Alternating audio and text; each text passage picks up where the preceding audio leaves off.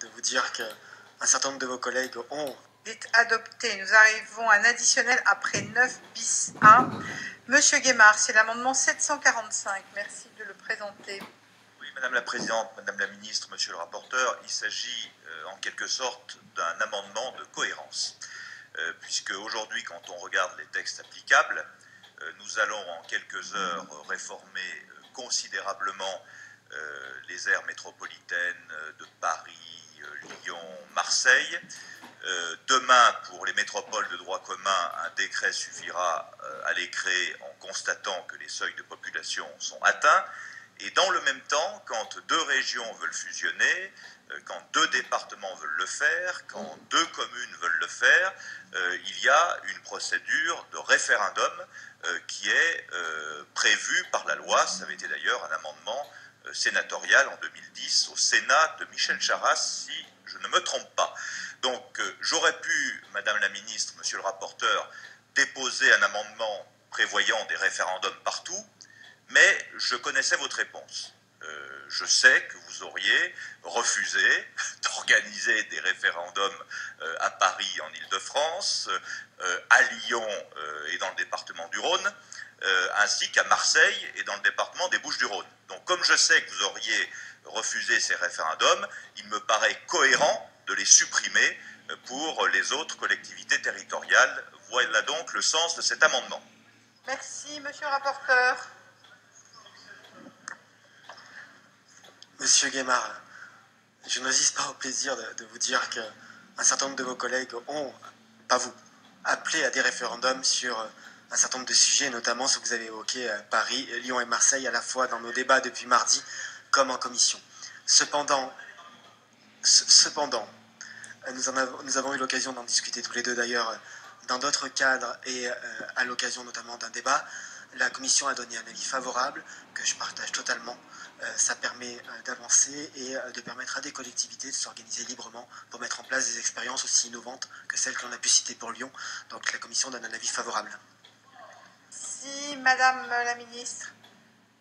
Même avis favorable. Donc, mes chers collègues, je mets au voie cet amendement 745, qui a un avis favorable de la Commission et du gouvernement. Qui est pour? Qui est contre? Il est adopté. L'amendement 67, M. Molac, qui est rectifié. Non, il est rectifié, mais vous le présentez. A priori, il tombe avec l'amendement que nous venons d'accepter. Oui, je pense qu'à sa lecture, vous avez raison, M. Molac, il est tombé. J'ai soutenu l'amendement de M. Guémard, parce qu'effectivement, je pense au référendum, en particulier sur l'Alsace, où finalement il y avait les deux collectivités, plus la majorité des habitants qui voulaient la fusion, et qui a chopé sur le fait qu'un département, il n'y ait pas la majorité. Donc ça me paraît quand même un peu dommage.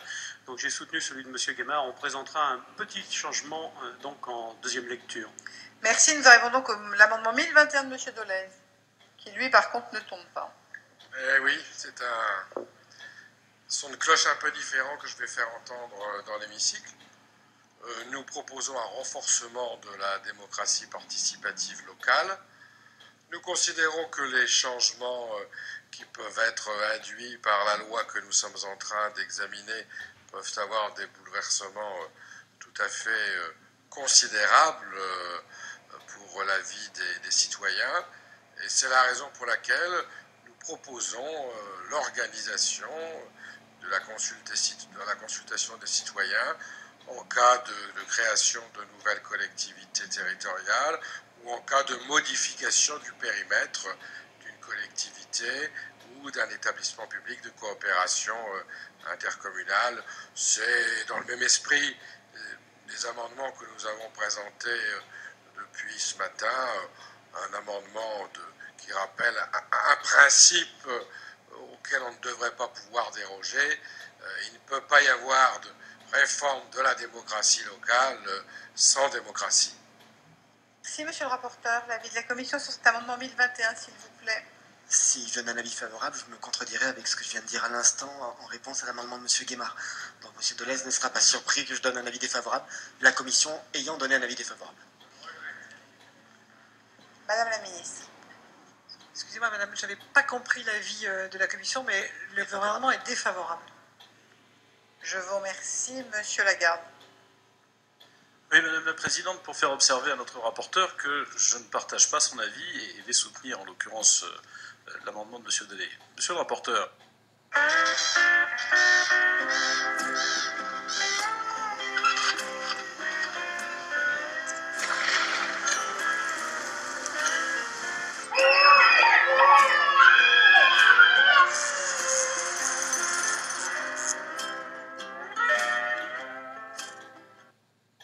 Il y a deux façons de regrouper ou de modifier le périmètre des collectivités locales. Il y a l'exemple que nous avons connu il y a quelques mois de cela en Alsace, des collectivités volontaires avec des représentants élus légitimes qui décident, qui souhaitent, par leur délibération, se regrouper. Dans un tel cas, je ne vois pas bien l'intérêt réel d'avoir un référendum parce que les élus sont censés pouvoir prendre un certain nombre de décisions pour le compte de leur mandant. A l'inverse, l'amendement de M. Delay vise autre chose. Il y a dans le texte de loi que nous examinons, et nous sommes en train d'y arriver, des dispositions qui prévoient que de force, des communes, et 124 d'entre elles, pardon, du peu, de force, par la loi, des communes vont non seulement se voir imposer une superstructure, une super administration les chapeautant, fixant des pouvoirs importants qui appartenaient au maire et qui seront transférés, sans que la population ne soit consultée à aucun moment et sans que les élus représentant la majorité de cette population ne soient consultés non plus. Et donc, monsieur le rapporteur, c'est totalement différent que de ne pas nécessiter de référendum lorsque vous avez 2 collectivités, 3 collectivités qui décident de se regrouper parce qu'effectivement, elles le font à la majorité de leurs élus représentant eux-mêmes la majorité des populations. Cela n'a rien à voir avec ce qui est contenu dans le texte que vous nous présentez, qui lui vise tout à l'inverse, à obliger des gens qui ne veulent pas faire partie d'une métropole, pour parler de la métropole de Paris, sans que la population puisse être consultée, et cela à quelques semaines des élections municipales. Merci. Je vais donc mettre... Oui, monsieur le rapporteur. Simplement pour préciser auprès de monsieur Lagarde que l'amendement présenté par notre collègue Dolez prévoit l'obligation d'une consultation référendaire pour la création d'une nouvelle collectivité territoriale à statut particulier, mais aussi pour toute modification de périmètre d'une collectivité territoriale ou d'un EPCI, ce qui, à mon avis, est bien trop large par rapport au champ référendaire. Je maintiens mon avis. Monsieur Lagarde. Monsieur le rapporteur, j'ai parfaitement lu l'amendement et compris. Je vous disais simplement que par rapport à votre raisonnement, selon lequel, parce qu'il n'y aurait pas de référendum dans un cas, on ne devrait jamais en prévoir, je pense que l'Assemblée peut entendre, que vous, rapporteur, et vous, Madame la Ministre, vous pouvez entendre qu'il y a 2 cas différents, celui où les collectivités sont volontaires et où les élus représentent la majorité de la collectivité, et celui où les élus ne sont pas volontaires et où l'Assemblée nationale, le Sénat, le gouvernement leur impose un regroupement de force. Là, la population devrait être consultée. Merci. Je vais donc mettre aux voix cet amendement 1021. Qui est pour cet amendement? Qui est contre? Il n'est pas adopté. Nous arrivons à l'article 9 bis. Monsieur Blanc, l'amendement 605, merci de bien vouloir le présenter. Oui, merci Madame la Présidente. Aujourd'hui, les collectivités territoriales françaises situées sur les zones frontalières ne peuvent passer d'accord avec l'État voisin, ne peuvent passer des accords qu'avec les collectivités territoriales voisines. Sauf, dites-vous, dans l'article 9 bis, si ces accords ont pour objectif de créer un groupement européen de coopération territoriale ou un groupement euro-régional de coopération. Je rappelle qu'en l'état actuel du droit, nous avons 3 outils de coopération. Les groupements européens de coopération territoriale, les groupements euro-régionaux de coopération et les groupements locaux de coopération transfrontaliers. Donc ce que je vous propose, Madame la Ministre, c'est de compléter les dispositions de l'article 1115-5 dans cet article 9 bis pour y inclure les groupements locaux de coopération transfrontaliers. Pourquoi est-ce que nous faisons cette demande? Parce qu'un certain nombre de groupements locaux de coopération transfrontaliers se sont dotés de compétences pour lesquelles, dans le pays voisin, ça n'est pas une collectivité territoriale, c'est l'État qui est compétent.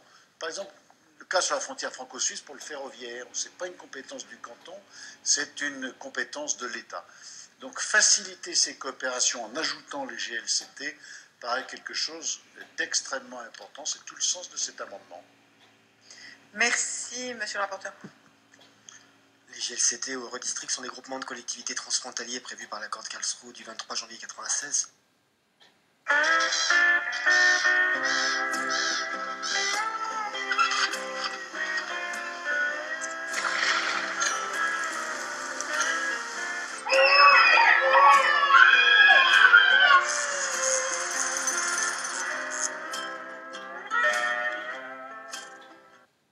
Sur les coopérations transfrontalières entre les collectivités territoriales et organismes publics locaux, entré en application le 1er septembre 1997. Les parties de cet accord sont la République fédérale d'Allemagne, la République française, le Grand-Duché du Luxembourg, pour les collectivités situées sur leurs frontières, ainsi que le Conseil fédéral suisse agissant au nom des cantons de Solothurn, de Bâle-Ville, de Bâle-Campagne, d'Argovie et du Jura. L'accord de Karlsruhe a pour objet de faciliter et de promouvoir la coopération transfrontalière entre les collectivités territoriales et organismes publics locaux, français, allemands, luxembourgeois et suisses, dans leur domaine de compétences et dans le respect du droit interne et des engagements internationaux des parties prenantes. Les groupements locaux de coopération transfrontalière ne semblent pas, a priori, nécessiter d'accord avec l'un des 4 États étrangers pour être mis en place. Cependant, par parallélisme et afin d'éviter toute ambiguïté, il pourrait être ajouté à la liste des organismes dont la mise en place peut justifier la signature d'accords entre une collectivité territoriale et un État étranger. Et c'est la raison pour laquelle la Commission a donné un avis favorable. Merci. Madame la ministre, l'avis du gouvernement? Non, pour des arguments à peu près les mêmes, nous avions un avis défavorable. Donc je maintiens mon avis défavorable. Merci. Nous avons dans la discussion un amendement 773 qui n'est pas défendu. Donc je mets aux voix l'amendement 605 qui est pour l'amendement 605, qui est contre l'amendement 605. Il est adopté. Je mets aux voix l'article 9 bis qui est pour l'article 9 bis, qui est contre l'article 9 bis. L'article 9 bis est adopté. Nous avons un article additionnel après 9 bis. Monsieur Lagarde, l'amendement 693, merci de défendre. Oui, Madame la Présidente, Madame la Ministre, j'ai eu l'occasion d'échanger avec vous sur ce sujet, trop brièvement sans doute. Lorsque un EPCI se constitue, les communes qui en sont membres transfèrent une part de leur personnel pour tout ou partie des missions transférées. La législation, elle a été changée de mémoire en 2010, oblige à ce que quand vous faites un transfert du personnel, des missions en question, vous transfériez tout le personnel, mais au lieu d'utiliser la mise à disposition, ce qui est possible dans le cadre d'un transfert partiel, vous devez en même temps créer une administration de cette EPCI. Une administration, ça veut dire un statut, ça veut dire un certain nombre de choses. Outre le fait que je ne suis pas persuadé, Madame la Ministre, que ce soit absolument indispensable et que même ça peut être coûteux de rajouter une administration à une administration, parce que, très franchement, les missions qui sont exercées en commun étaient exercées séparément auparavant. Le personnel qui est mis à disposition fait le même travail que préalablement, avec plus d'efficacité, nous l'espérons, c'est d'ailleurs l'objet de l'EPCI. Mais on va recréer un service du personnel, on va recréer une direction générale, on va recréer tout ça, ce qui me paraît inopportun. Mais à la limite, ce n'est pas, Madame la Ministre, l'objet de l'amendement. Je voulais attirer votre attention déjà sur ce point-là. Je ne vois pas la nécessité d'obliger des EPCI, dont vous savez que les périmètres et les transferts de compétences sont parfois variables, d'obliger les EPCI, lorsqu'ils transfèrent leur personnel, à créer une autre administration. On pourrait parfaitement leur permettre de faire de la mise à disposition, comme on l'autorise lorsque une mission est transférée partiellement. Si je ne me fais pas bien comprendre, je précise, si vous décidez d'intercommunaliser une partie du domaine sportif, par exemple la gestion des stades et des piscines, mais pas les gymnases, eh bien, vous êtes obligé d'aller transférer toute votre administration. Vous pouvez mettre à disposition les communes mettent à disposition de l'EPCI les agents de l'administration. Lorsque vous n'avez que dans le domaine culturel des médiathèques. Vous mettez toutes les médiathèques et à ce moment-là, il faut que vous créez un service spécial pour gérer ce personnel-là, créer un statut spécial pour gérer ce personnel-là. Ça ne me paraît pas opportun et je pense que vous devriez réfléchir, Madame la Ministre, sous votre double casquette, à faire évoluer la loi. Deuxième chose, là, l'amendement en lui-même vise en réalité à donner un peu de temps aux collectivités, parce qu'il y en a qui aujourd'hui ont créé un EPCI, transféré des compétences, mis à disposition du personnel, mais qui se trouvent ne pas avoir encore créé le statut. Si vous souhaitez maintenir ce système de création de statut, d'indemnisation, d'administration supplémentaire, à minima, l'amendement, et c'est ce qui vous est demandé, propose de reporter l'obligation de le faire au 31 décembre 2015, sachant qu'au 1er janvier 2015, par ailleurs, la carte de l'intercommunalité, au moins sur les 3 grandes régions que nous sommes en train d'examiner, à travers cette modification de la loi PLM, va être bouleversée. Donc donner du temps au moins pour le faire. Merci, monsieur le rapporteur. Merci, Madame la Présidente. La Commission a donné un avis défavorable. Cet amendement pose un problème légistique puisque l'article L 5211-4-1 est modifié par l'article 35A du présent projet de loi qui insère lui aussi un titre 5. L'article que je viens de citer prévoit que les transferts de compétences d'une commune à un EPCI entraînent le transfert du service ou de la partie de service chargée de sa mise en œuvre et les conditions dans lesquelles des services peuvent être mis à disposition entre la commune et l'EPCI. Ces dispositions semblent de bon sens. Le transfert d'une compétence doit s'accompagner des moyens de mise en œuvre, sauf à conserver des services doublons, et elles sont applicables dès le transfert de compétences qui se produisent tous les jours, le cas échéant. Il n'y a pas de délai de départ ni de date prévue par ces dispositions à caractère général et pérenne, et donc il n'y a pas lieu d'en supprimer la mise en œuvre pendant 18 mois. C'est pour ces raisons que la Commission des lois a donné un avis défavorable à l'amendement. Merci, Madame la Ministre.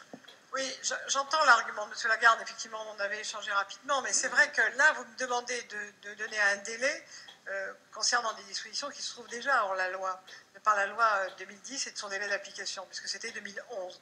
Nous sommes en 2013. Ça voudrait dire qu'ici, je vous donne l'autorisation de continuer à ne pas respecter une loi votée depuis 2010. C'est extrêmement difficile, imaginez-vous bien, pour un représentant du gouvernement de faire ça. Donc, je ne peux être que défavorable.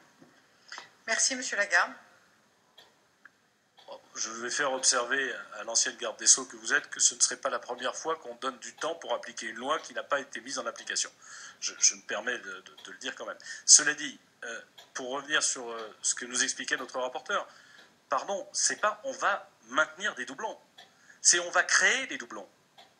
C'est-à-dire que là où aujourd'hui la mise à disposition permet de ne pas créer de doublons, de double administration, en imposant cette disposition, la loi déjà, je le reconnais bien volontiers, Madame la Ministre, la loi déjà impose le doublon. Les mêmes missions, les mêmes agents, une fois qu'ils sont transférés, nécessitent la création d'une administration supplémentaire, le recrutement de personnel supplémentaire, induisant des coûts pour la collectivité, ce qui me paraît inopportun puisqu'il n'y a pas de service supplémentaire à la population, d'efficience supplémentaire du service public. Voilà ce sur quoi je veux attirer votre attention. Lorsqu'une collectivité, un EPCI, par définition, par sa taille par exemple, nécessite la création de cette administration, laisser aux élus la capacité d'en décider, lorsqu'ils peuvent fonctionner à partir de la mise à disposition, pourquoi leur imposer? Certes, la loi aujourd'hui l'oblige, je n'en disconviens pas, je cherchais là, par cet amendement, à proposer un délai, je veux quand même ouvrir cette réflexion et ce débat. Je ne vois pas l'intérêt des doublons qu'on oblige à créer. Merci, mes chers collègues. Je vais donc mettre au voie cet amendement 693, qui, je le répète, a un avis défavorable de la Commission et du gouvernement. Qui est pour? Qui est contre? L'amendement n'est pas adopté. La séance est suspendue pour 5 minutes.